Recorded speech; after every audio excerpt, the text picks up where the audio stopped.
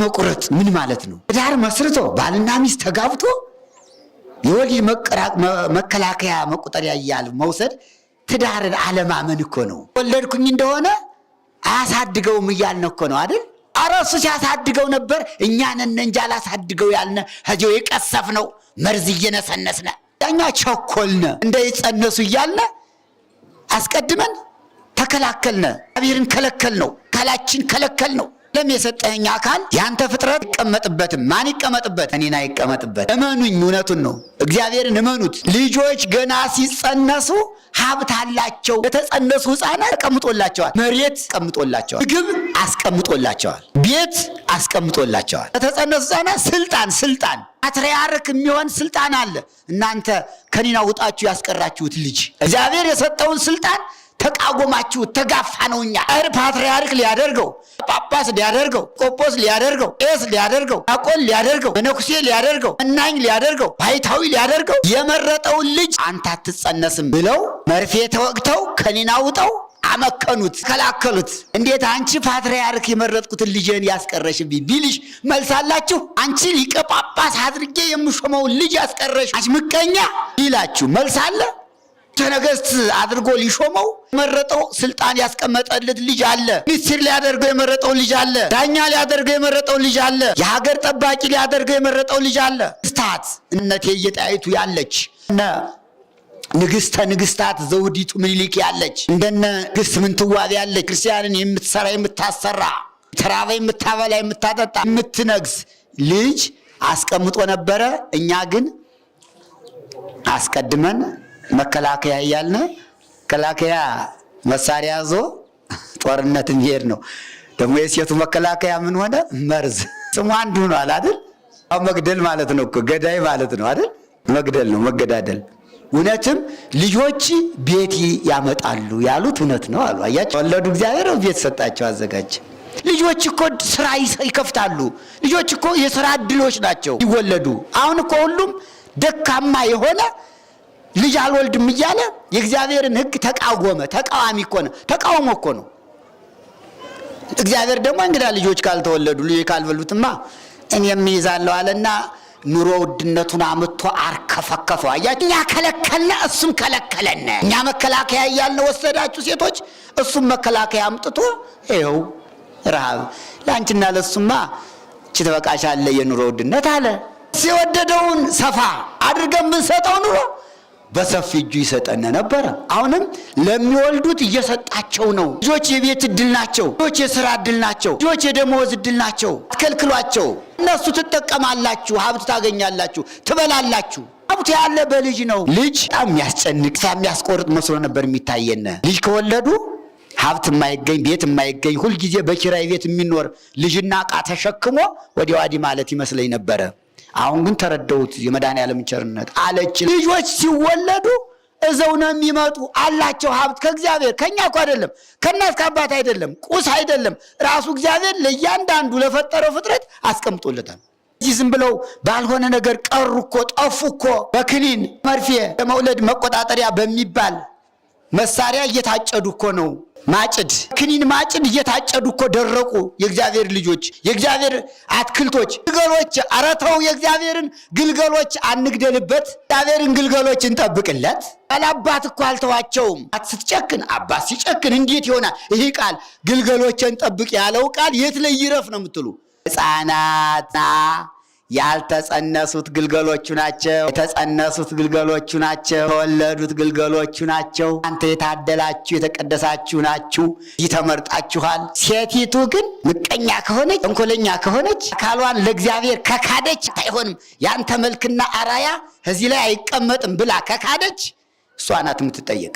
እንዲያው ተዘርቶላቸዋል፣ አብሱ ተዘርቶላቸዋል። ላሞቹ ወተት ይታለባሉ። ለእነሱ እኮ ነው ራሱ እግዚአብሔር ያረባላቸዋል። ለሕፃናቱ ወተት እንዳያጡ የሚጠጡት ወተት፣ የሚውጡት ቅቤ፣ እንቁላሉ። ዶሮዎችን እኮ የሚያረባቸው እግዚአብሔር ለሕፃናት እኮ ነው። እንቁላል እንዲበሉ እኮ ነው፣ እንዳይርባቸው እኮ ነው። የላሞች ቅባ፣ የላሞች ወተት ለማን ነው? ለሕፃናት እኮ ነው። አዘጋጅቶ እኮ እየጠበቀ እኮ ነው። ቆላው በደጋው ያለውን ሀብት ንብረት እኮ የሚያዘጋጀው ለፍጥረቶቹ ስለሆነ ተስፋ እንዳንቆርጥ አደራችሁ። መኑኝ፣ መድኃኔዓለምን መኑት። ልጆች ሲወለዱ ቤት አለ፣ ንብረት አለ፣ ስራ አለ፣ ደመወዝ አለ፣ ጭድል አለ። ልንገራችሁ ሞልቷል። አዳኛ እድሉን ዘጋ ነው። እድለ ዘጊ እኮ ነው የአሁኑ ትውልድ። እድለ ዘጊ አልወልድም እያለች እድሏን ዘግታ ማልቅስ ጥቅም የለውም። እልሽን አትዝጊ፣ እድላችን አንዝጋ። አታስወርዱ፣ መቆጣጠሪያ አትውሰዱ ነው ግልገሎችን ጠብቁ ያለ። አትግደሉብኝ፣ ጠብቁልኝ። ጸነሱ፣ የተዘራው ዘር ይብቀል። የተዘራው ዘር እንደ ያለ ፈቃደ ስጋ ብቻ ነው እንዴ? እንደ እንስሳ ለመንጠላጠል ነው እንዴ ጋብቻው? ለዚህ እንደ ፈቃደ ስጋ ለማርካት እኮ አይደለም ጋብቻ። የሚዘራው ዘር እኮ መክኖ ሊቀር አይደለም፣ ቅል ነው። ከአዳኛ አንባዛም አንሞላም። ኧረ ተው ሙሉ እያለ ነው። ሙሉልኝ ምድሬን አለ። በእግዚአብሔር ጋር ጭቅጭቅ እንዳይፈጠር ሙሉልኝ እያለ ነው። እንሙላለት። እኔ እሞላለሁ፣ እናንተ ውለዱ፣ ምድርን ሙሏት፣ እኔ ደግሞ ለእናንተ እሞላለሁ አለ። ወደዳችሁኝ ግልገሎችን ጠብቁ ይላል። ግልገሉን ታውቁታላችሁ? አንተ ግልገልክን ታውቀዋለህ? ስንት ገልገል አንቀግልሃል አልወልድም እያልክ። ያ እኮ ግልገል እኮ ነው። ገድልሃል። ንስሐ ግባ፣ ንስሐ እንግባ። እሱ የፈቀደው ዘር ይጸነስ፣ እሱ ያልፈቀደው ደግሞ አይሆንም እኮ። ታውቁት የለም። ወደ ትምህርቱ እንሄዳለን። የትምህርቱን ርዕስ ልጆቼ ኑ ምሳ እንብላ። የዮሐንስ ወንጌል ምዕራፍ 21 ቁጥር 12 ላይ ልጆቼ ኑ ምሳ እንብላ ብሎ መድኃኔ ዓለም ቅዱሳን አባቶቻችን ሐዋርያትን ዳቦ አሳ በዳቦ እንደ መገባቸው ተምረናል። ከትንሣኤው በኋላ ማለት ነው። ይህ ከትንሣኤው በኋላ ያደረገው ታምራት ተብሎ ነው የሚነገር። አሁንም ርዕሱ ያው ነው። ደቂቄ ኑ ንምሳህ፣ ልጆቼ ኑ ምሳ እንብላ ብሎ የተጠበሰውን አሳና ዳቦውን ባርኮ ሰጥቷቸው በልተው ከረሃባቸው ድነዋል። እና ያ ርዕስ ለዛሬም ጭምር አብሮ መማሪያ ይሆነናል ማለት ነው። ኑ ምሳ እንብላ አለ። ያለፈውን የምሳውን ነገር ዳቦው ትኩስ ዳቦ ተዘጋጅቶ አሳው ተጠብሶ እሳቱ ደግሞ ነዶላቸው ቅዱሳን መላእክት አዘጋጅተው ቅዱሳን አባቶቻችን ሐዋርያት ተመግበዋል ብለናል። ዛሬ ደግሞ ከዚያው ቁጥር 15 ላይ የዮሐንስ ወንጌል ምዕራፍ 21 ቁጥር 15 ላይ ጀምሮ እስከ መጨረሻው ተነቧል። በቅዳሴ ጊዜ ምንድነው የሚለው? ወእምድኅረ መሱ ይቤሎሙ እግዚእ ኢየሱስ ይቤሎ እግዚእ ኢየሱስ ለስምዖን ጴጥሮስ። ምሳ ከበሉ በኋላ ምሳ እንብላ ብሎ ምሳ ካበላቸው በኋላ ጴጥሮስን ጥያቄ ጠየቀው ይላል። ከምሳ በኋላ አብልቶ ጥያቄ አቀረበ። ጥያቄው የተጠየቀ ከሐዋርያት መካከል ለሊቀ ሐዋርያቱ ለቅዱስ ጴጥሮስ ነው ጥያቄው የቀረበለት። ከበሉ በኋላ ይሄ ቃል ቀላል አይደለም። ምሳ ከበሉ በኋላ እንዲህ አለው፣ ታፈቅረኒኑ ስምዖን ወልደ ዮና ፈድፋደ እምእሉ።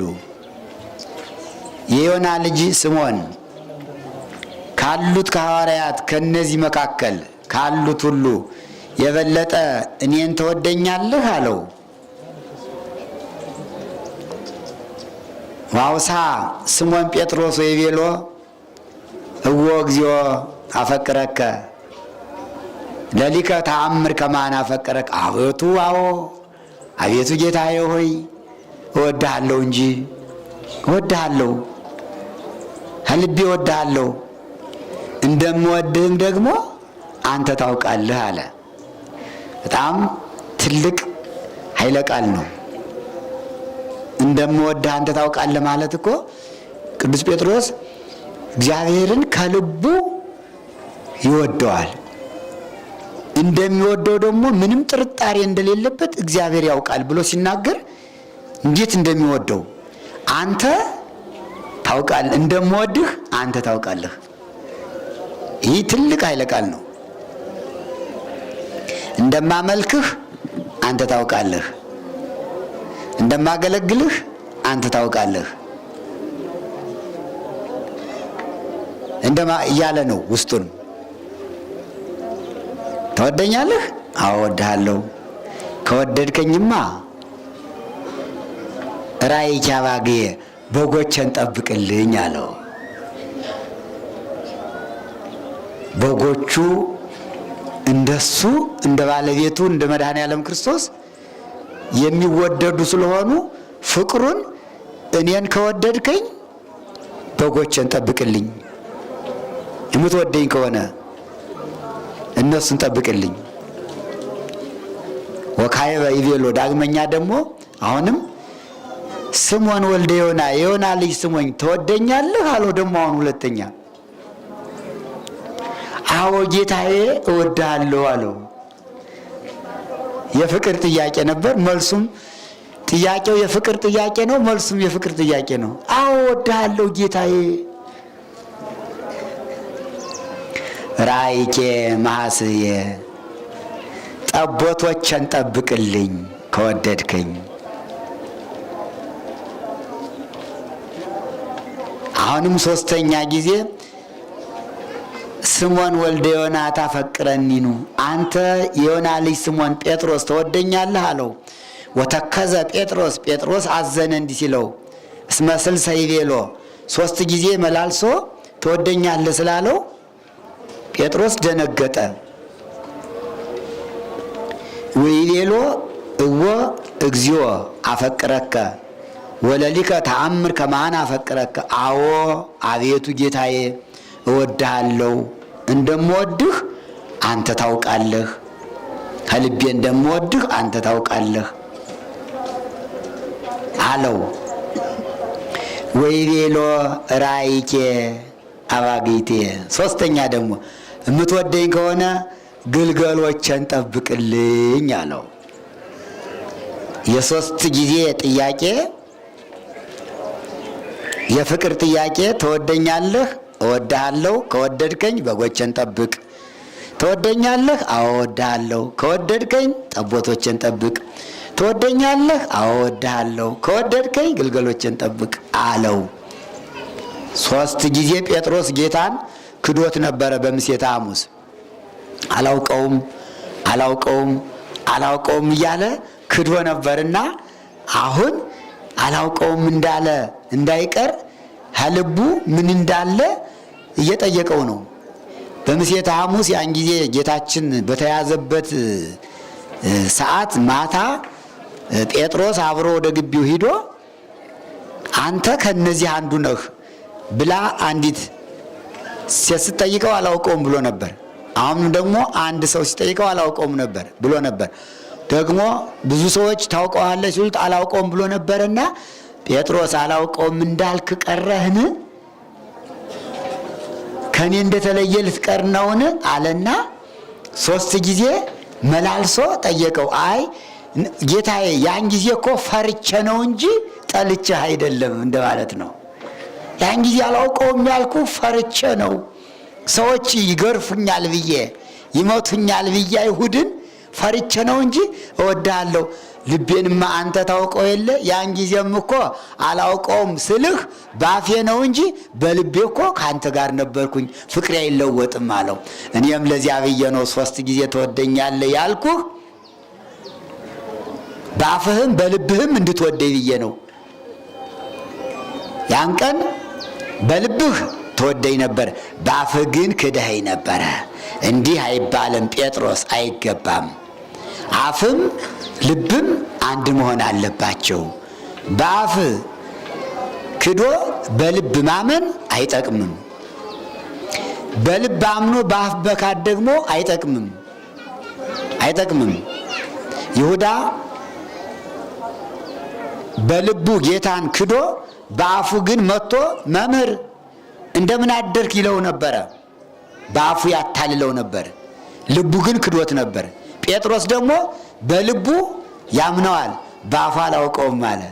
ስለዚህ ጴጥሮስ ይሁዳ በልቡ እኔን ክዶ ጠልቶ በአፉ ስላታለለኝ አልተጠቀመም። አንተም በልብህ አላውቀውም ብለህ ክደህ በአፍህ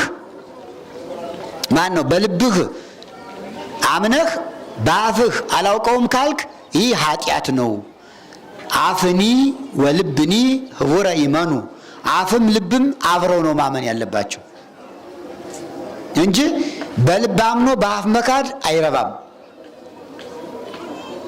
በአፍ አምኖ በልብ መካድ ደግሞ እንደ አርዮስ መሆን ነው ይላል። እዚህ ላይ ለሁላችንም ትምህርት አለው። ያመነውን እግዚአብሔርን ጭንቅ ሲመጣ ሰይፍ ስናይ እሳት ነዶ ከእሳቱ ልንጥላችሁ ነው ቢሉና፣ ሰይፍ ስለው በዚህ ሰይፍ አንገታችሁን ልንቆርጣችሁ ነው ቢሉና፣ ከባህር ዳር ወስደው ከዚህ ሐይቅ ልናጠልቃችሁ ነው ቢሉና፣ የታሰሩ አንበሳዎች ካሉበት ወስደው ለዚህ አንበሳ ልትሰጣችሁ ነው ቢሉና፣ ለጊዜው በልባችን አምነን በአፋችን ግን እንክዳለን ማለት አይገባም ማለት ነው። ሰማዕትነት ክርስቲያን ማለት አንድ ጊዜ ካመነ በኋላ በልቡም በአፉም አንድ አድርጎ ያመነውን እግዚአብሔርን መካድ የለበትም። ፈተናም ቢመጣ ፈተናውን በሃይማኖት እውነቱን ተናግሮ ነው ማለፍ እንጂ ለጊዜው ላምልጥና ኋላ እንደገና አምናለሁ ማለት አይገባም። ምክንያቱም ቅዱሳን አባቶቻችን ሐዋርያት፣ ሰማዕታት ይህ ቀርቦላቸው ለጣዖት ስገዱ፣ ፈጣሪያችሁን ካዱ፣ ወርቅ ብር ብዙ ሀብት እንስጣችሁ እያሏቸው አይ ለወርቅ ለብር ብለን ፈጣሪያችን አንክድም ለጣዖት አንሰግድም ብለው እነ ቅዱስ ጊዮርጊስ 3 ጊዜ የሞተ ሰማዕታት በእሳት የተቃጠሉ በዚህ ነው አንክድም ብለው ነውና መካድ አያስፈልግም። በልብም በአፍም አምኖ እግዚአብሔር መዓቱን እንዲያርቀው መጸለይ ነው የሚገባ እና ቅዱስ ጴጥሮስ 3 ጊዜ እወድሃለሁ አለው። በጎችን ጠብቅ ነው የተባለ። እንግዲህ ሳምንት ዕለት እንደተማርነው ሐዋርያትን ሲመርጣቸው ጴጥሮስና ወንድሙን ሲመርጣቸው ምንድን ነበር ያላቸው? ከዛሬ ጀምሮ ሰውን ነው እንጂ የምትይዙ አሳ አትይዙም አይደል ያላቸው? አዎ ያንን ቃል እያጸደቀለት ነው። ታውቃለህ ስምዖን ጴጥሮስ እዚህ ልሃል ከባህሩ አጠገብ አሳ ስታሰግሩ ተከተሉኝ ስላችሁ ከዛሬ ጀምሮ ሰውን ነው የምትይዙ እንጂ ሰውን ነው የምትሰበስቡ እንጂ አሳ አይደለም ብዬ ነበር። አንተ ግን ይህን ረስተህ አሳ ልታሰግር ወደ ጥብርያዶስ ወንዝ ባህር ሄድክ፣ ግን አላገኛችሁም። እኔ ካዘዝኩት ትእዛዝ ስለወጣችሁ እኔ በቀኝ በኩል ጣሉት ስላችሁ አሳ አገኛችሁ። በሉ አሁን በልታችኋል፣ ጠግባችኋል። እንግዲህ ከአሁኑ ሰዓት ጀምሮ መመሪያ ሰጣችኋለሁ አላቸው። አብልቶ ማዘዝ ያለ ነው። ሳያበሉ ማዘዝ አይገባም። ሸርፎ ያላጎረሱትን ቀዶ ያላለበሱትን ልጅ ቢያዙት እሺ አይልም። ሕፃናትን ስታዙ አብልታችሁ ዘዙ ይላል መድኃኔዓለም ክርስቶስ። ለነ ጴጥሮስ አሳውን ዳቦውን ካበላ በኋላ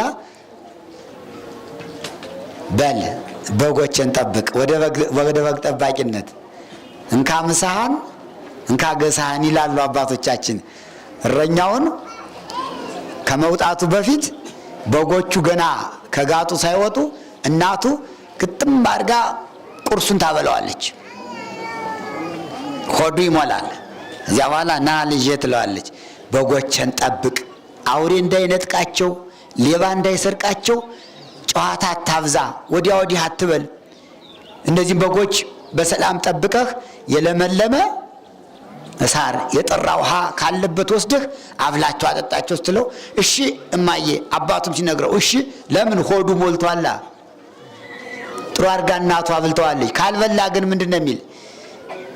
ይጥመዘመዛል። እምቢ ባይልም ይጥመዘመዛል። አልበላማ። ሳያበሉ ማዘዝ አይገባም። ይሄ ስርዓት ነው። ሰራተኞችም ቢሆኑ ልጆችም ቢሆኑ አብሏቸው። አብልቶ ነው ማዘዝ።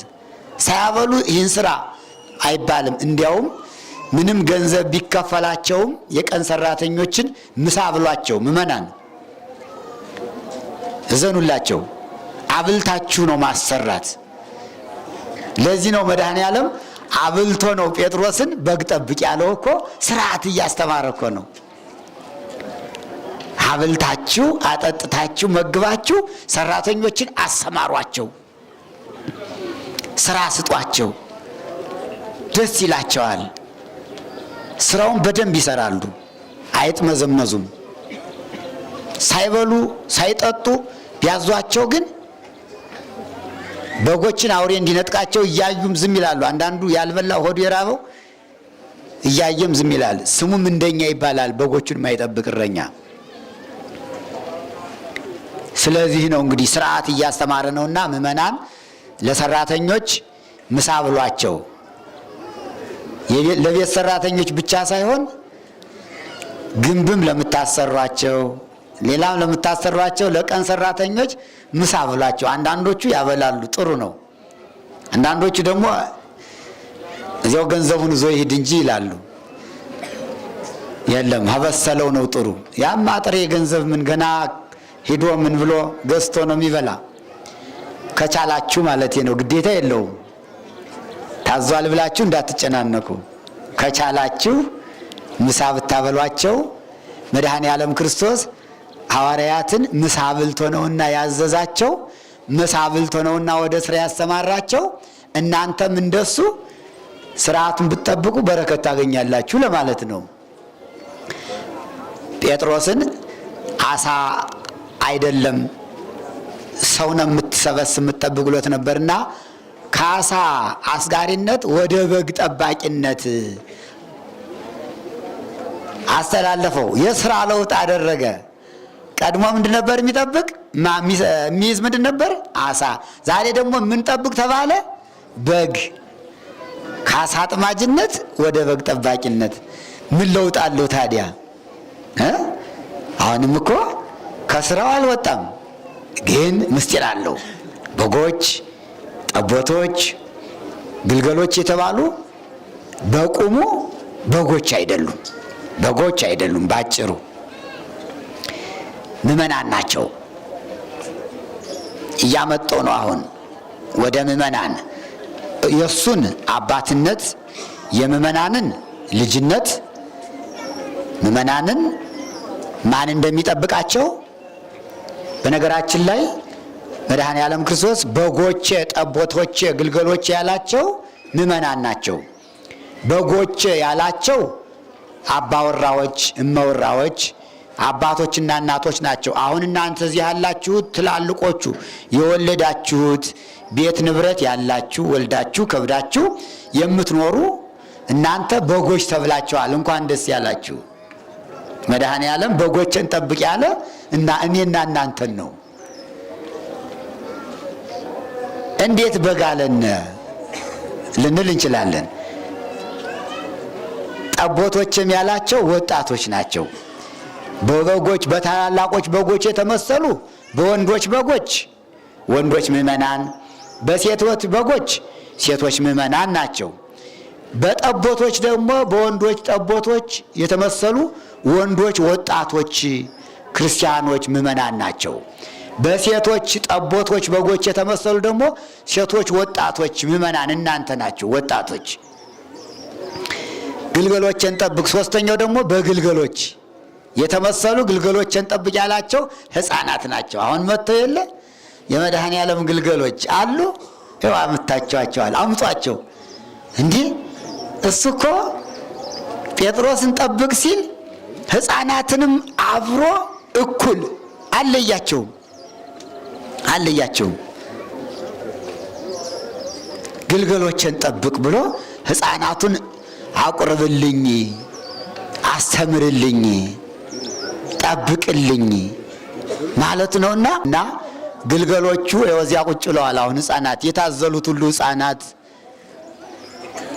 ወዲያ ወዲህ የሚሉት ሕፃናት እነዚህ ናቸው ግልገሎቹና እያያዛችኋቸው ነው። ግልገሎቹን አምጧቸው፣ ከቤት ታችኋቸው አትምጡ። ለምን? እረኛ ተመድቦላቸዋል። ለወጣቶቹም እረኛ፣ ለግልገሎቹም እረኛ ሲመድብ ቀሳውስትን ጳጳሳት ጀምሮ ቅዱስ ጴጥሮስ ሊቀ ሐዋርያት ነው። ምእመናንን ጠብቅልኝ። እንዴት በጎች ተባሉ ቢባል በጎች በጣም ደጎች ስለሆኑ ምእመናን በበጎች የተመሰልንበት ምክንያት ትልቅ ምስጢር አለው። ኃጥአንን በፍየል ይመስላቸዋል፣ ጻድቃንን በበጎች ይመስላቸዋል። አሁን እኛ በበግ ነው የመሰለን። በጎች ደጎች ናቸው። በጎች ደጋጎች ናቸው። የተባረኩ ናቸው። አያስቸግሩም። ቅዱሳን ነቢያት፣ ቅዱሳን ሐዋርያት፣ ቅዱሳን ሰማዕታት፣ ቅዱሳን ጻድቃን፣ ቅዱሳን ምእመናን ሁሉ በበጎች ይመስላሉ። ከበጎች አንዱን ላንሳ፣ ብዙ ነው ታሪኩ። ግን በጎች አንድ ጊዜ ቀበሮ ተኩላ ሲያስደነግጣቸው ብር ብለው ይሄዳሉ። ግር ብለው ይሄዳሉ። ከሄዱ በኋላ አይመለሱም። በግ ከበረረ የሰው ልጅ ከመረረ አይመለስም የሚባል አባባልም አለ። እንደዚሁም ጻድቃን አባቶቻቸው፣ እናቶቻቸው፣ ወንድሞቻቸው፣ እህቶቻቸው ሲሞቱ ይመንናሉ። ከመነኑ በኋላ ወደ ዓለም አይመለሱም። ቆራጦች ናቸው። ስለዚህ ምእመናንም በሃይማኖታቸው ጠንካሮች ናቸው። ሃይማኖታቸውን ጠብቀው ስለሚይዙ በሃይማኖታቸው ምግባራቸውን ስለሚገልጹ በበጎች ተመስለዋል። በግ ደግሞ እረኛ ስለሚያስፈልገው ምእመናንን በጎች እንዳለ ሐዋርያትን ደግሞ ምን ብሏቸዋል? እረኞች። አያችሁ፣ በአንጻር ምእመናን ብቻ በበግ ተመስለው የቀሩ አይደሉም። ጠባቂዎቻቸው ሐዋርያት፣ ጠባቂዎቻቸው ካህናት፣ ቀሳውስት በምን ተመስለዋል? በእረኞች ተመስለዋል። ለዚህ ነው ጴጥሮስ አንተ እረኛ ነህና በጎችን ጠብቅ ያለው። ጠባቂ ስለሚያስፈልግ ነው። እንዲሁ አልተወንም ሲናገር እያድገክሙ ጓለማውታ ትኩኑ፣ እናንተ ወላጆች እንደሌሏቸው ሕፃናት አልተዋችሁም፣ ጠባቂ አባቶችን እሰጣችኋለሁ ብሎ አስተምሯል። ጴጥሮስን እረኛ አድርጎ ሲሾመው መላውን ሐዋርያት እንደ ጴጥሮስ የምእመናን አባቶች የምእመናን እረኞች እንዲሆኑ ሹማቸዋል። እረኛና በግ አብረው ነው የሚኖሩ። ቀንም ሌትም አይለያዩም። እረኞች በጎቻቸውን ቀን ሲጠብቁ ይውላሉ። ወደ ቤት ይዘው ይመጣሉ። ከቤታቸው አግብተው ሌሊትም ሲጠብቋቸው ነው የሚያድሩ። አይለዩአቸውም። ካህናት ምእመናንን ቀንም ሌሊትም ይጠብቋቸዋል።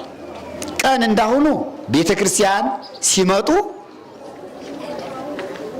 ያስተምሯቸዋል፣ ያጠምቋቸዋል፣ ያቆርቧቸዋል፣ ንስሐ ይሰጧቸዋል። ኃጢአት እንዳይሰሩ ይጠብቋቸዋል።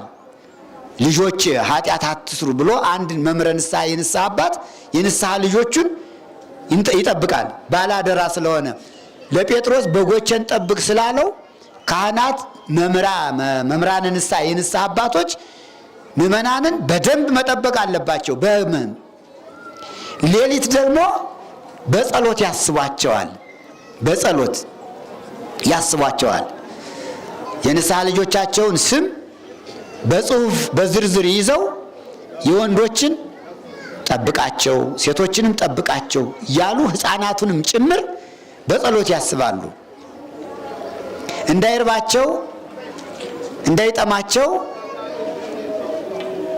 ካህናት ምእመናንን ያበላሉ፣ ያጠጣሉ። ምን ያበላሉ? ምን ያጠጣሉ? ቅዱስ ሥጋውን ክቡር ደሙን ያቀብላሉ። መንፈሳዊ ምግብ ይመግባሉ። ይሄ ነው። ምእመናን ከቅዱስ ሥጋው ከክቡር ደሙ እንዳይርቁ እንዳይለዩ መምህረ ንስሐ የንስሐ አባት ኃጢአት ሰርተው እንደሆነ መክሮ አስተምሮ ወደ ንስሐ እንዲገቡ አድርጎ ከኃጢአት ለይቶ ንጹሕ አድርጎ ለስጋው ለደሙ ያበቃቸዋል።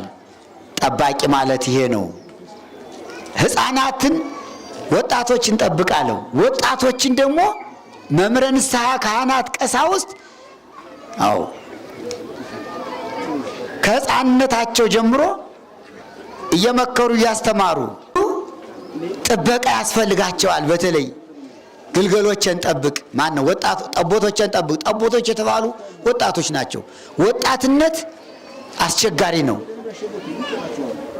የወጣትነት ጊዜ ብዙ ፈተና ያለበት ዘመን ነው። ብዙ ፈተና፣ ከባድ ፈተና ያለ በወጣትነት ነው። ወጣትነት ያየውን ነገር ሁሉ የሚያስመኝ ዘመን ነው።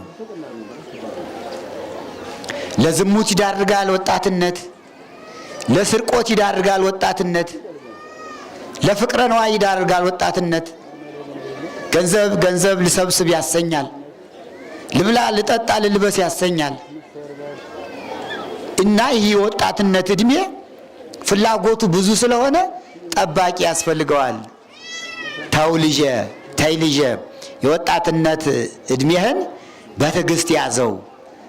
ድንግልናህን ጠብቅ፣ ድንግልናሽን ጠብቂ። ንጽህናህን ጠብቅ፣ ንጽህናሽን ጠብቂ። ከስርቆት ከሐሰት ራስክን ጠብቅ፣ ታገስ። ከዝሙት ራስክን ጠብቅ። ለጋብቻ እስከምትደርሽ ድረስ አትቸኩል፣ አትቸኩይ ብሎ መምህረ ንስሐው ወጣቶችን ይመክራል፣ ያስተምራል።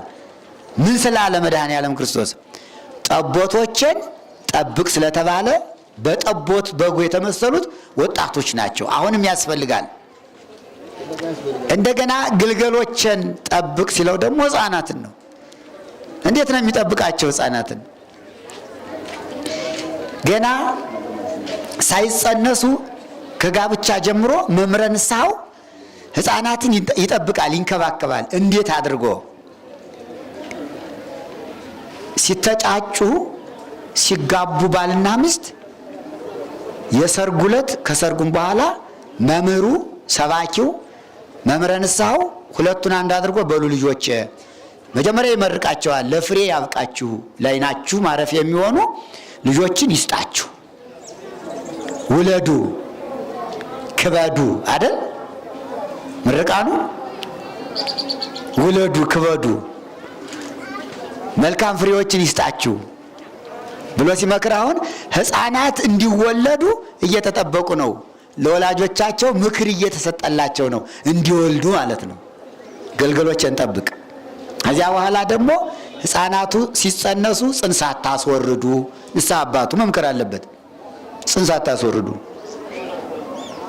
እግዚአብሔር ነው የሚመግባቸው ሕፃናትን።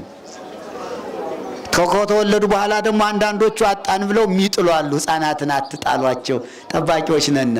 አሁን ጽንስ ለሚያስወርዱ ወልደው ለሚጥሉ እኛ ተጠያቂዎች ነን፣ የቤተ ክርስቲያን መሪዎች፣ ኃላፊዎች።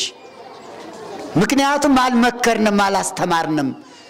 ለወጣቶቹ ጸንሰው ጽንስ ማስወረድ ኃጢአት መሆኑን ካልነገርናቸው ስተቱ የኛ ነው። ወልደው ደግሞ እንዳይጥሉ መምከሩ የኛ ነው። ይህን ሳንመክራቸው ቀርተ ኃጢአት ቢሰሩ እነሱም እኛም እንወቀሳለን። መምከር አለብን። እስኪ እንዲያው ትንሽ ነካ እናድርገው። ምዕመናን አሁን ጽንስ ማስወረድ ከምን የመጣ ነው ይባል? ችግር ነው። ከችግር የመጣ ነው። ወይ ጽንሱ በጋብቻ ሳይሆን ቀርቶ ይሆናል፣ ወይ ደግሞ ወልጄ ምን አበላለሁ ማለት ይሆናል። ይህ ሁሉ ስህተት ነው። ቀድሞ ነው መጠንቀቅ እንጂ ከተጸነሰ በኋላ ጽንስ ማስወረድ አይገባም። የሚያሳድገው እሱ ነው። ትዝ አለኝ የመድኃኔዓለምን ታምር። እስቲ ወጣቶች አዳምጡ። በዚህ ሰሞን በዚህ ወራት መድኃኔዓለም ያደረገውን ታምር ስለ አንዲት ነፍሰ ጡር ልንገራችሁ። አሁን ባለፈው ነው መታ የነገረችኝ።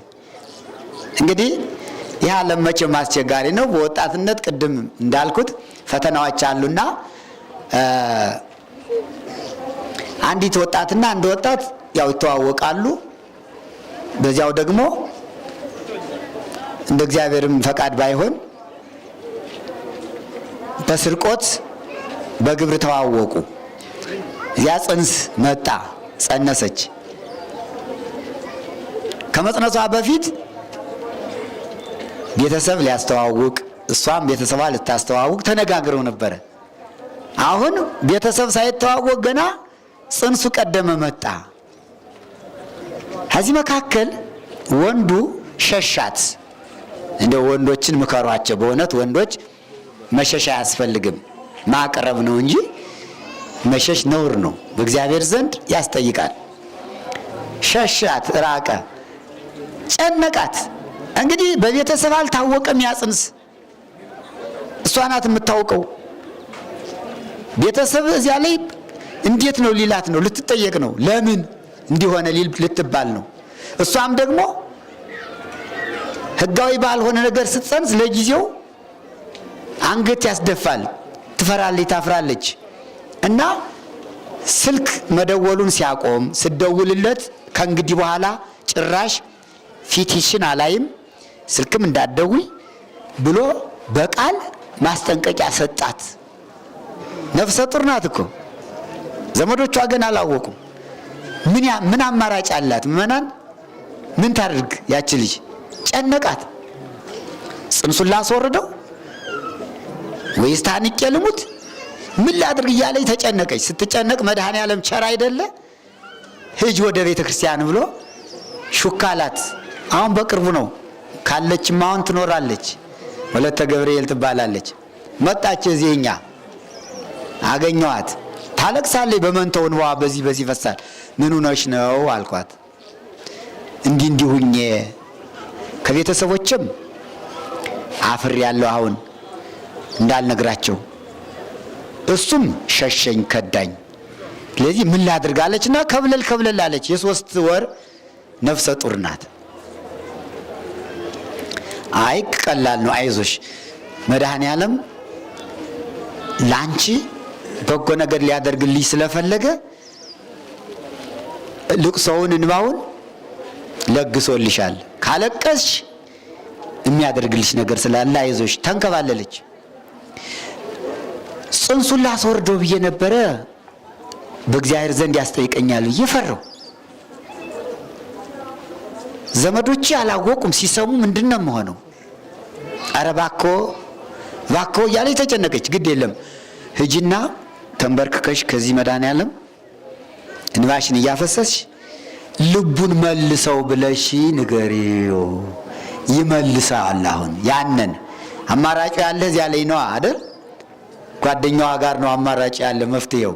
እሱ ስለከዳት ስለሸሻ አይደል ያሁን ችግር የመጣ? ንገሪው፣ ግድ የለም አልኳት። መጣች፣ ተንበረከከች። እዚህ እንባዋ ይፈሳል። ለመነችው፣ እባክህ አንድ ነገር አድርግልኝ፣ ልቡናውን መልሰው ብለሽ ጸልይ ነው ያልኳት። ልቡናውን መልሰው ብላ ጸለየች። በማግስቱ ደወለላት፣ ልቡን መለሰው መድኃኔዓለም። ባጭሩ ነው የምነግራችሁ።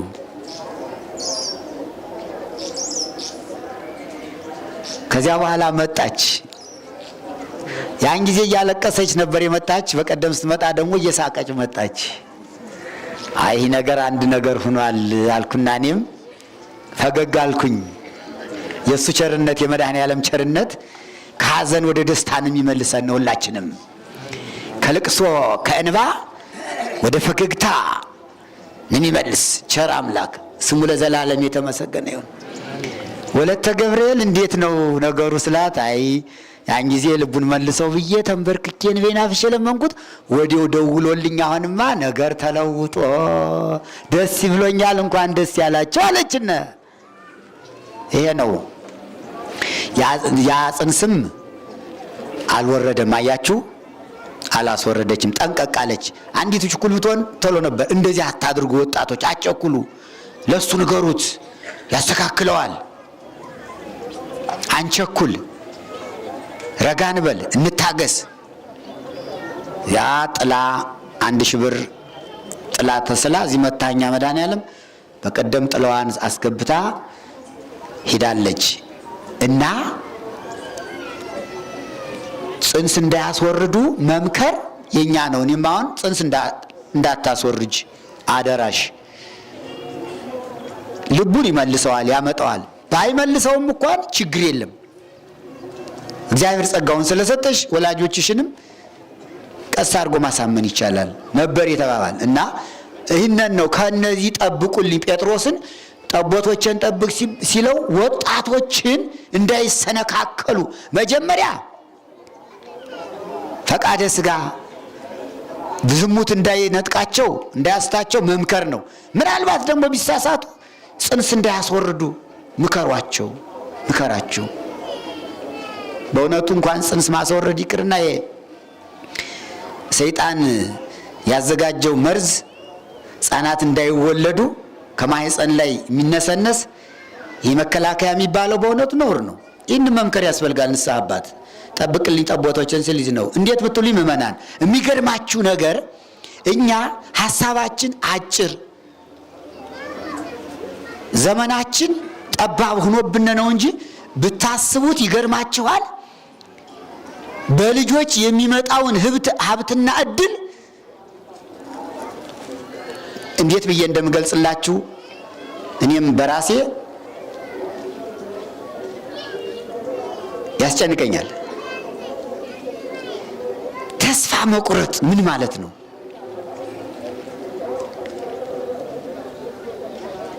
ትዳር መስርቶ ባልና ሚስት ተጋብቶ የወሊድ መከላከያ መቁጠሪያ እያሉ መውሰድ ትዳርን አለማመን እኮ ነው። እግዚአብሔርን መካድ። እውነቱን ልንገራችሁ እንዴ የወለድኩኝ እንደሆነ አያሳድገውም እያልን እኮ ነው አይደል? ኧረ እሱ ሲያሳድገው ነበር፣ እኛ ነን እንጂ አላሳድገው ያልነ ሄጆ የቀሰፍነው መርዝ እየነሰነስነ። ኧረ እሱስ ለማብላት ዳቦውን ጋግሮ ነበር የጠበቃቸው። እንደ ሐዋርያት ዳቦ ጋግሮ አይደል የቆያቸው? አሳ ጠብሶ ዳቦ አስጋግሮ እኮ ነው የቆያቸው። ለሕፃናት እኮ በጥብርያዶስ ወንዝ ዳር ለሐዋርያት ዳቦውን አሳውን አዘጋጅቶ የጠበቀ መድኃኔዓለም ለሕፃናት አዘጋጅቶላቸዋል እኮ። አዳኛ ቸኮልነ እንዳይጸነሱ እያልነ አስቀድመን ተከላከልነ። እግዚአብሔርን ከለከል ነው። አካላችን ከለከል ነው። የለም የሰጠኸኝ አካል ያንተ ፍጥረት አይቀመጥበትም። ማን ይቀመጥበት? ከኔና ይቀመጥበት። አይጉድ! ኧረ ተው፣ ኧረ ተው፣ ግድ የላችሁም። እመኑኝ፣ እውነቱን ነው። እግዚአብሔርን እመኑት። ልጆች ገና ሲጸነሱ ሀብት አላቸው። መጽሐፍ እንደሚናገረው መቁነን አላቸው። እግዚአብሔር ለነሱ የሚያስቀምጠው መቁነን አለ። ለተጸነሱ ሕፃናት ተቀምጦላቸዋል። መሬት አስቀምጦላቸዋል። ስራ አስቀምጦላቸዋል። ምግብ አስቀምጦላቸዋል። ቤት አስቀምጦላቸዋል። ስልጣን አስቀምጦላቸዋል። ለተጸነሱ ሕፃናት ስልጣኑ መንፈሳዊና ስጋዊ ስልጣን አለ። አንደኛው ስልጣን መንፈሳዊ ነው። ፓትርያርክ የሚሆን ስልጣን አለ። እናንተ ከኒና ውጣችሁ ያስቀራችሁት ልጅ አይጉዳችን፣ አይጉዳችሁ፣ መርዝ ነስነሳችሁ። እግዚአብሔር የሰጠውን ስልጣን ተቃወማችሁ፣ ተጋፋ ነውኛ። እግዚአብሔር ፓትርያርክ ሊያደርገው፣ ሊቀ ጳጳስ ሊያደርገው፣ ኤጲስቆጶስ ሊያደርገው፣ ቄስ ሊያደርገው፣ ዲያቆን ሊያደርገው፣ መነኩሴ ሊያደርገው፣ መናኝ ሊያደርገው፣ ባይታዊ ሊያደርገው የመረጠውን ልጅ አራ አንተ አትጸነስም ብለው መርፌ ተወግተው ከኒና ውጠው አመከኑት፣ ተከላከሉት። አያስጠይቅም? ያስጠይቃል። እንዴት አንቺ ፓትርያርክ የመረጥኩትን ልጄን ያስቀረሽብኝ ቢልሽ መልሳላችሁ? አንቺ ሊቀ ጳጳስ አድርጌ የምሾመውን ልጅ ያስቀረሽው አንቺ ምቀኛ ቢላችሁ መልስ አለ? አናውቀውም አላቸው። ወደ ቤተ መንግስት እንሄድ ንጉሠ ነገሥት አድርጎ ሊሾመው የመረጠው ስልጣን ያስቀመጠለት ልጅ አለ። ሚኒስትር ሊያደርገው የመረጠው ልጅ አለ። ዳኛ ሊያደርገው የመረጠው ልጅ አለ። የሀገር ጠባቂ ሊያደርገው የመረጠው ልጅ አለ። ወደ ሴቶች ብንመጣ ንግስታት እንደነ እቴጌ ጣይቱ ያለች እንደነ ንግስተ ንግስታት ዘውዲቱ ምኒልክ ያለች እንደነ ንግስት ምንትዋብ ያለች ቤተክርስቲያንን የምትሰራ የምታሰራ የተራበ የምታበላ የምታጠጣ የምትነግስ ልጅ አስቀምጦ ነበረ። እኛ ግን አስቀድመን መከላከያ እያልን አይ ራስ ቸግሯል። መከላከያ መሳሪያ ይዞ ጦርነት የሚሄድ ነው። ደግሞ የሴቱ መከላከያ ምን ሆነ? መርዝ መከላከያ ስሙ አንዱ ሆኗል አይደል? ያው መግደል ማለት ነው እኮ ገዳይ ማለት ነው አይደል? መግደል ነው መገዳደል። እና ለልጆች የተቀመጠ ንብረት አለ፣ ሀብት አለ። እንጀራው ተጋግሮ ተቀምጦላቸዋል። አጭር ነገር ልንገራችሁ።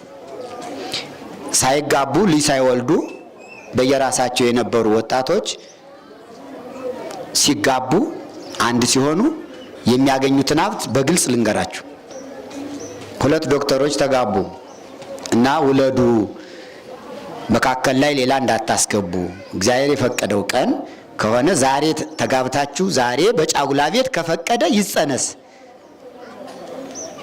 አልኳቸውን። ቤት እኮ የለንም፣ ችግር የለም እግዚአብሔር ቤት አለው። እንደው ሳናሟላ ምን ሳንል ጎጆውን እቃውን ሳናሟላ አስቀድመን ልጆቹንስ እንዴት አድርገን ነው ምን? ግድ የለም እግዚአብሔር እቃ ሟልቷል ነው። አዎ እሺ። ተጸነሰ ወንድ ልጅ ምንም ሳይነካ ያ የተቀደሰው አካል ንጹህ እንደሆነ እንዴት አድርጎ እኮ ነው የፈጠረው አይደል? ቅዱስ እኮ ነው። ዛሬ ሰው አረከሰው፣ ሌላ አደረገው።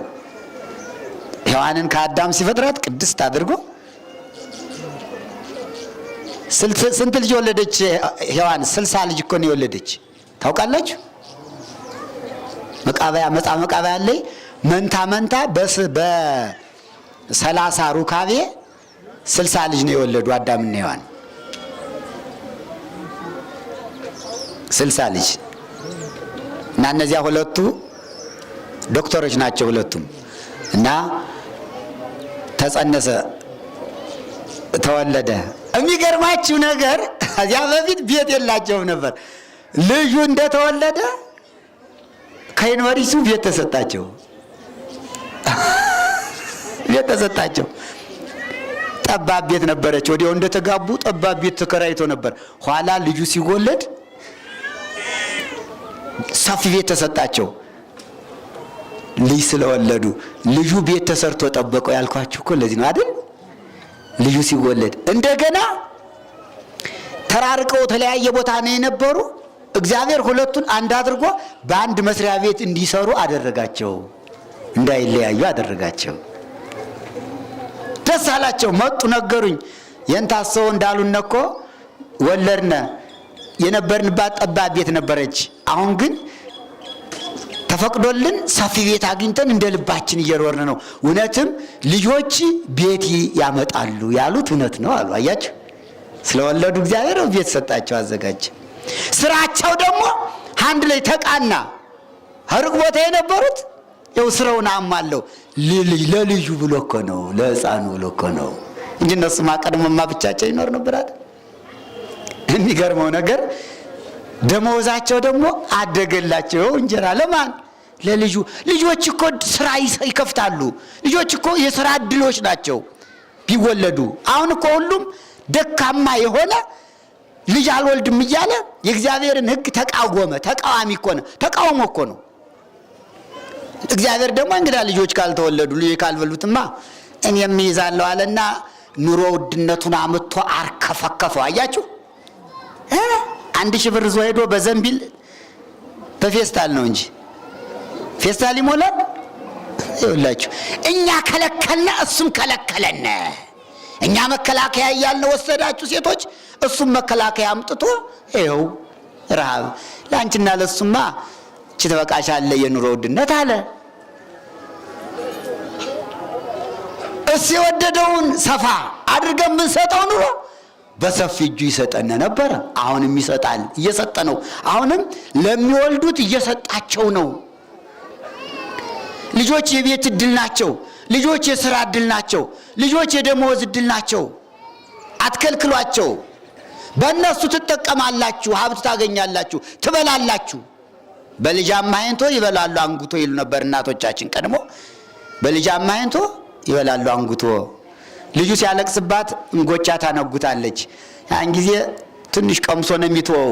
ያን የተረፈውን እንጎቻ ማን ይበላዋል? እናቲቱ። አዲያ ምን ተባለ? በልጅ አማይንቶ ይበላሉ አንጉቶ። አሁን እኮ ሀብቱ ያለ በልጅ ነው። እነዚህ ሁለቱ ቅድም ያልኳችሁ ወጣቶች በዚህ ብቻ አልተወሰነም። ሀብትም ሁሉም ተሰጣቸውና ደግሞ ምን መጣ መሰላችሁ? የውጭ እድል መጣ። በሕፃኑ ምክንያት፣ በልጁ ምክንያት። አየው ገና እኮ ነው ይጨምራል። ጀርመን ሀገር ለሷ መጣላት እድል። ሄደች፣ ልጇን እዛ ሄደች።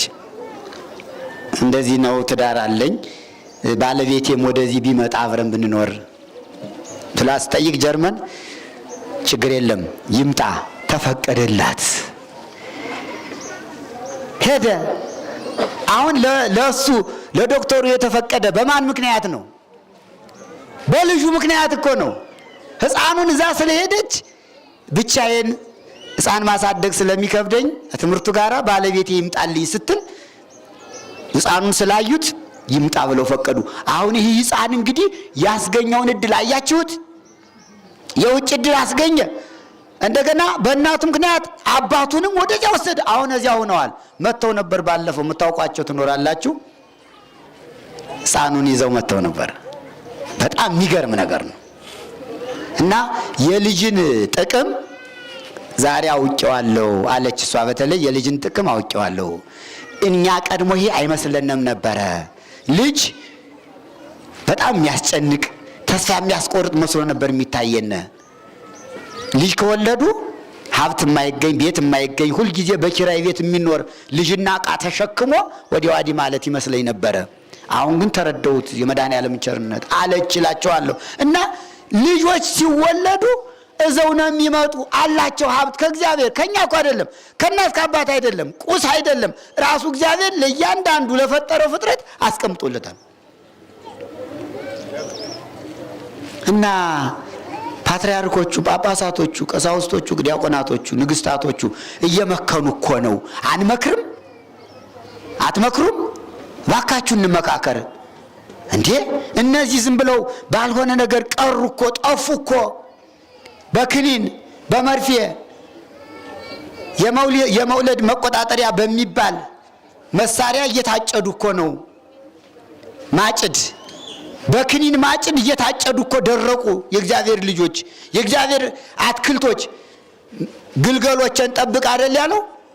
እና ግልገሎችን ማለት ምን ማለት ነው? ሕፃናቶችን እኔ ያበላለሁ እኔ ያጠጣለሁ እያለ እኮ ነው። እንዲያውም እኮ ግልገሎችህ አላለውም። ምንድን ነው ያላቸው? ግልገሎች። ኧረ ተው፣ የእግዚአብሔርን ግልገሎች አንግደልበት። የእግዚአብሔርን ግልገሎች እንጠብቅለት። እንኳን ለወላጅ ለአባትና ለእናት ለጴጥሮስ እኮ ሰጥቶታል አደራ። በመንፈሳዊው እንኳን ያለ አባት እኮ አልተዋቸውም። አዲያ እናት ስትጨክን አባት ሲጨክን እንዴት ይሆናል? ይህ ቃል ግልገሎችን ጠብቅ ያለው ቃል የት ላይ ይረፍ ነው የምትሉ? ትጠብቃላችሁ? አትጠብቁም? ግልገሎቹን አትጠብቁም? ትጠብቃላችሁ? ግልገሎቹ የመድኃኔዓለም ግልገሎች እነማን ናቸው? ሕፃናት፣ ገና ያልተጸነሱት ግልገሎቹ ናቸው። የተጸነሱት ግልገሎቹ ናቸው። የተወለዱት ግልገሎቹ ናቸው። እናንተ የታደላችሁ የተቀደሳችሁ ናችሁ። ለዚህ ተመርጣችኋል። እንደዚህ ለኳን ጠበቅ አድርጌ የምናገር ለሴቶች ነው። አዎ ወንዱ አትውለጂም ሊል ይችላል፣ ባፉ ያፍ ነው። እሷ ከፈለገች ወንዱ ባፍ ተናግሮ ነው የሚቀር። ሴቲቱ ግን ምቀኛ ከሆነች ተንኮለኛ ከሆነች አካሏን ለእግዚአብሔር ከካደች ላንተ አይሆንም ያንተ መልክና አራያ እዚህ ላይ አይቀመጥም ብላ ከካደች እሷ ናት የምትጠየቅ። አጥንክሬዋለሁ ስማጠነክረው ተስፋ መቁረጥ ስላለ ያን ተስፋ መቁረጥ ለማስነሳት ነው። አንሱት ያንሱ ወጣቱ እግዚአብሔር አለው፣ ሶፋው አለ፣ ወንበሩ አለ ለልጆቹ። እንኳን ሌላው ይቅርና ልጆች ወደ ትምህርት ቤት ሲሄዱ የሚበሉበት ዕቃ ተዘጋጅቶላቸዋል በእግዚአብሔር ዘንድ። እኛ ስለማናየው ነው እንጂ ስንዴው ተዘርቶላቸዋል፣ ገብሱ ተዘርቶላቸዋል። ላሞቹ ወተት ይታለባሉ፣ ለነሱ እኮ ነው። ላም ራሱ እግዚአብሔር ያረባላቸዋል ለሕፃናቱ ወተት እንዳያጡ። የሚጠጡት ወተት፣ የሚወጡት ቅቤ፣ እንቁላሉ። ዶሮዎችን እኮ የሚያረባቸው እግዚአብሔር ለሕፃናት እኮ ነው። እንቁላል እንዲበሉ እኮ ነው፣ እንዳይርባቸው እኮ ነው።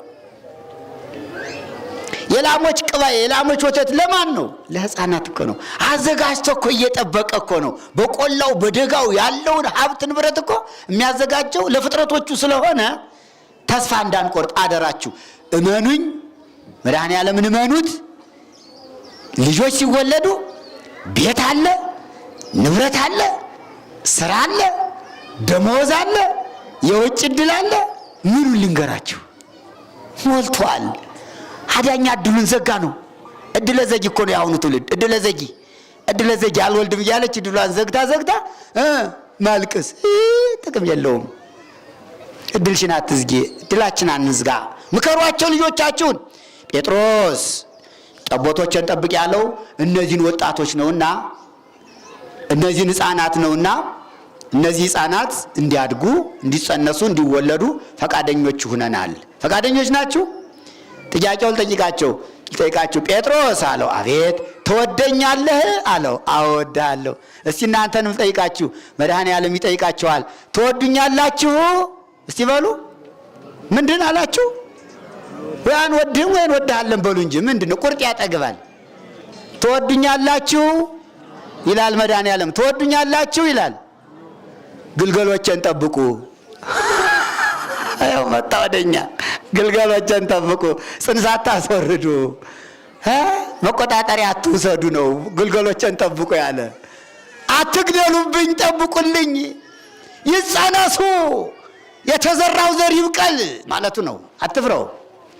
የተዘራው ዘር እንደ ያለ ፈቃደ ስጋ ብቻ ነው እንዴ? እንደ እንስሳ ለመንጠላጠል ነው እንዴ ጋብቻው? ለዚህ እኮ አይደለም። እንደ ፈቃደ ስጋ ለማርካት እኮ አይደለም ጋብቻ።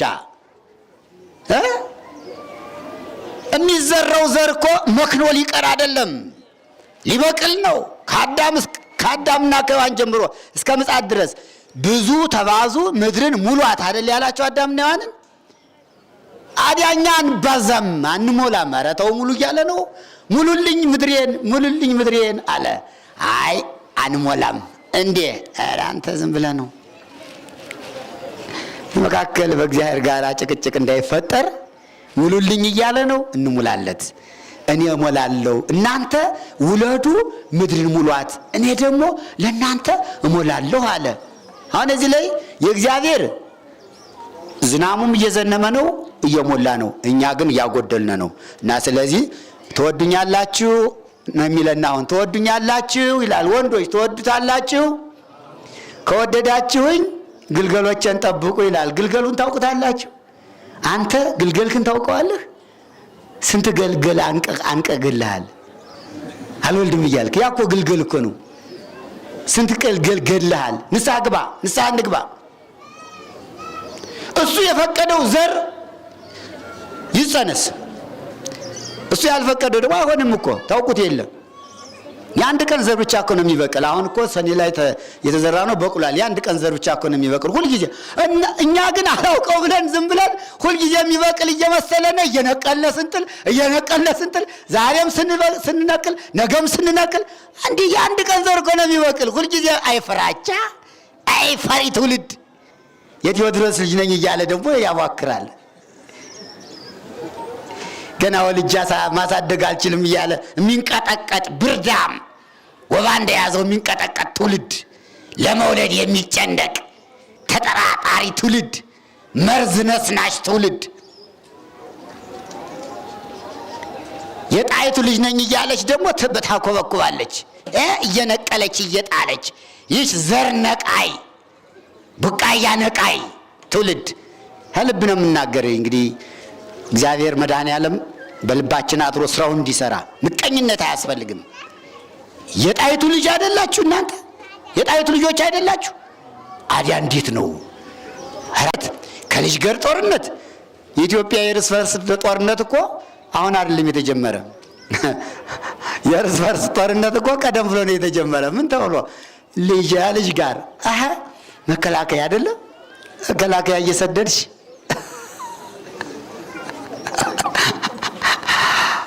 እዚህ እኮ ነው የተጀመረ። እዚህ ውስጥ አማይፀን ውስጥ እኮ ነው ጦርነቱ ያለ እንጂ እናንተ አሁን የምታየው የዚህን የቤዶውን የክላሽን የመትረጊስን ነው አይደል? አውራሃ ውስጥ ያለው ጦርነት ነው ሀገሪቱን ያወካት።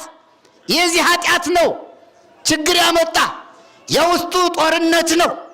አልጸንስም፣ አልወልድም፣ አላሳድግም በማለት ከእግዚአብሔር ጋር የጀመርነው ጦርነት ነው ከባዱ። ይህንን የውጩን ጦርነት ያመጣው የውስጡ ጦርነት ነው።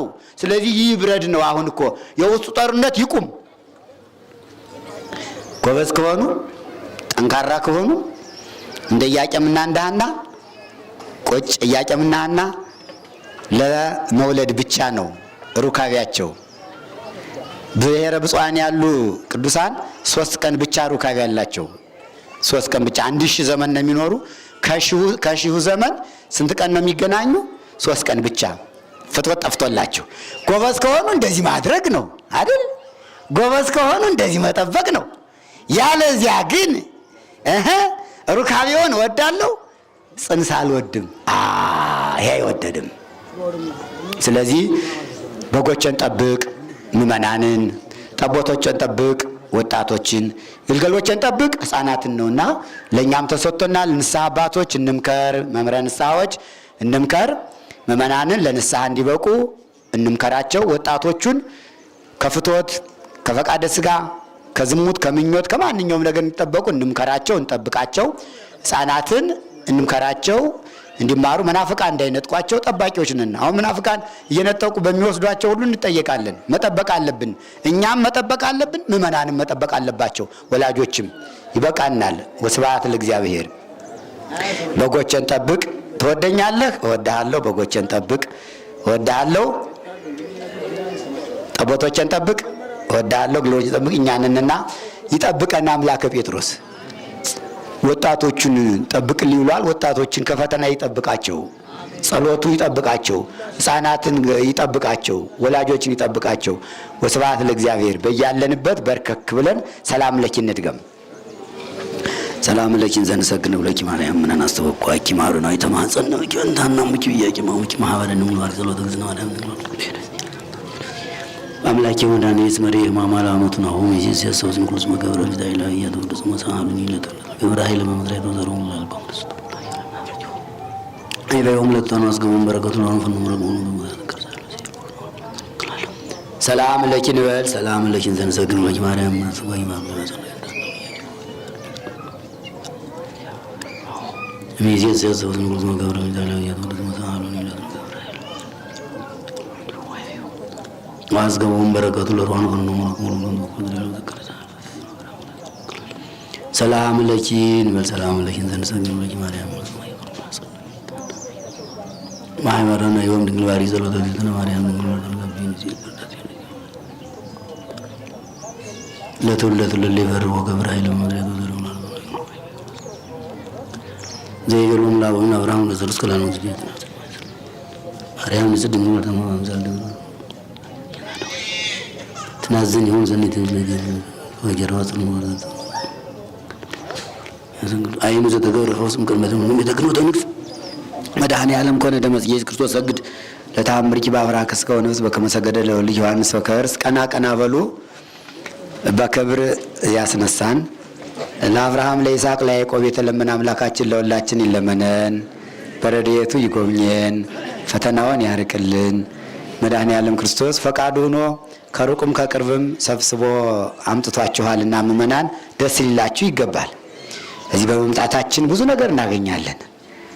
የጠመመው ይቀናልናል፣ የጎደለው ይመላልናል፣ ለንስሐ እንበቃለን። ቅድም እንደተነገረው ምናልባት ስህተት ፈጽመን ከሆነ ንስሐ እንገባለን፣ ይቅር ይለናል። ይቅር እንድንባል ይህ እኮ ቀላል አይደለም። ይቅርታን ማግኘት ቀላል አይደለም።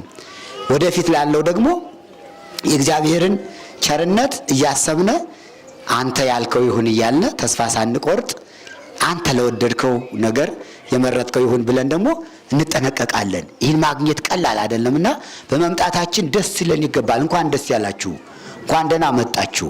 ሕፃናትንም አምጧቸው።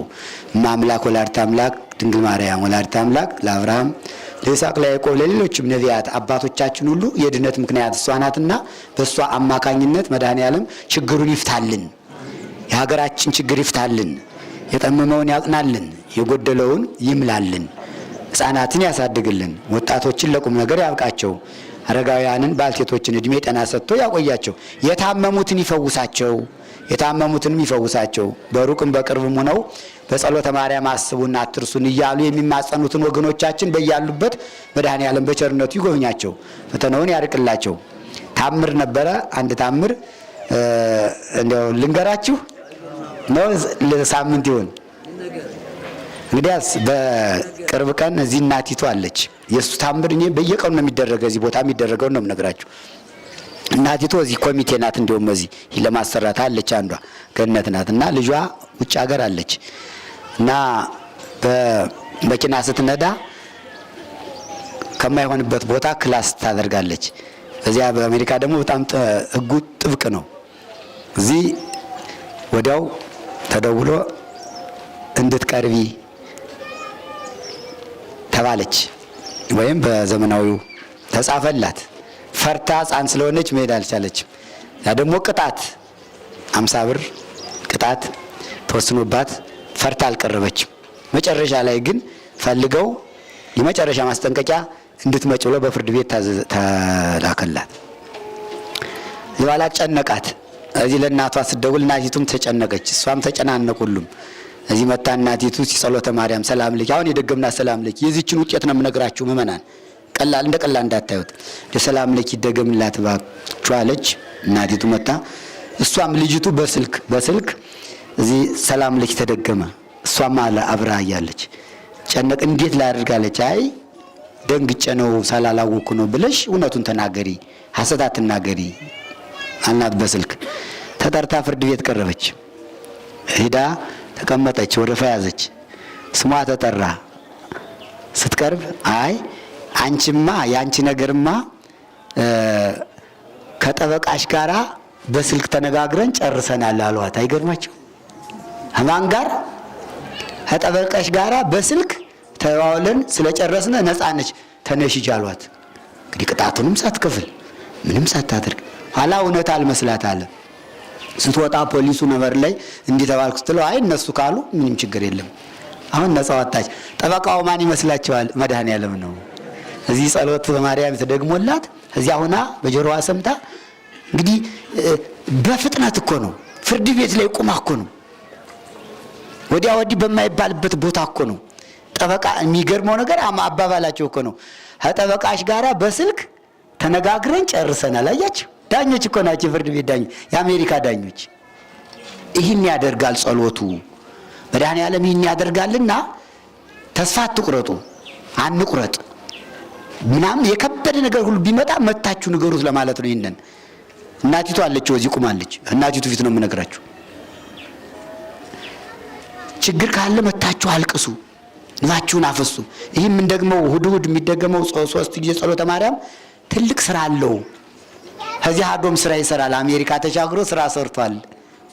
እንኳን እዚህ የቅርቡ እና ተስፋ እንዳንቆርጥ መድኃኔዓለም አሁንም በያለንበት ይጠብቀን። እህቶቻችን ወንድሞቻችን ይጠብቃቸው። የዛሬ ወር በሰላም ደርሰን የዛሬ ሳምንት በሰላም ደርሰን ለማክበር ያብቃን። አባታችን ሆይ በሰማያት የምትኖር ስምህ ይቀደስ፣ መንግስትህ ትምጣ፣ ፈቃድህ በሰማይ እንደሆነች እንዲሁ በምድር ይሁን። የዕለት ምግባችን ስጠን ዛሬ፣ በደላችን ይቅር በለን እኛ የበደሉንን ይቅር እንድንል፣ አቤቱ ወደ ፈተና አታግባን ከክፉ ሁሉ አድነን እንጂ መንግሥት ያንተ ናትና ኃይል፣ ክብር፣ ምስጋና ለዘላለሙ አሜን። እመቤታችን ቅድስት ማርያም ሆይ በመልአኩ በቅዱስ ገብርኤል ሰላምታ ሰላም እንልሻለን። በሐሳብሽ ድንግል ነሽ፣ በሥጋሽም ድንግል ነሽ። የአሸናፊ እግዚአብሔር እናት ሆይ ሰላምታ ለአንቺ ይገባሻል። ከሴቶች ሁሉ ተለይተሽ አንቺ የተባረክሽ ነሽ፣ የማኅፀንሽ ፍሬ የተባረከ ነው። ጸጋን የተመላሽ ቅድስት ሆይ ደስ ይበልሽ፣ ልዑል እግዚአብሔር ከአንቺ ጋር ነውና ከተወደደው ልጅሽ ከጌታችን ከመድኃኒታችን ከኢየሱስ ክርስቶስ ዘንድ ይቅርታና ምሕረትን ለምኝልን ኃጢአታችን ያስተሰርይልን ዘንድ ለዘላለሙ አሜን። ኮኑ ፍቱሐነ ወንጹሐነ ይሬስየነ እስክሙ ለዋኖ ቅስማት ወንጹሐነ ማጢአት እግዚኦ መሐረነ ክርስቶስ እንበላትራው እግዚኦ መሐረነ ክርስቶስ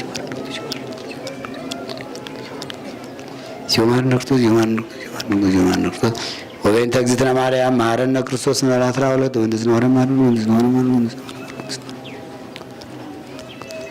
እንደዚህ ማርያም ማረን ወንዝናነ ማረን ወንዝናነ እንደዚህ ማርያም ማረን ክርስቶስ ኦ ጊዜ ኢየሱስ ክርስቶስ ስራ ኃጢአቴ ኃጢአተ ኩሉ እስከ በሐልዮ በነቢብ በገብር የተሰራውን ኃጢአት የማይሰራ ኃጢአት እግዚአብሔር ይፍታ።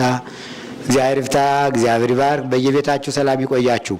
እሾህ ሳይወጋችሁ እንቅፋቱ ሳይመታችሁ በሰላም ያድርሳችሁ።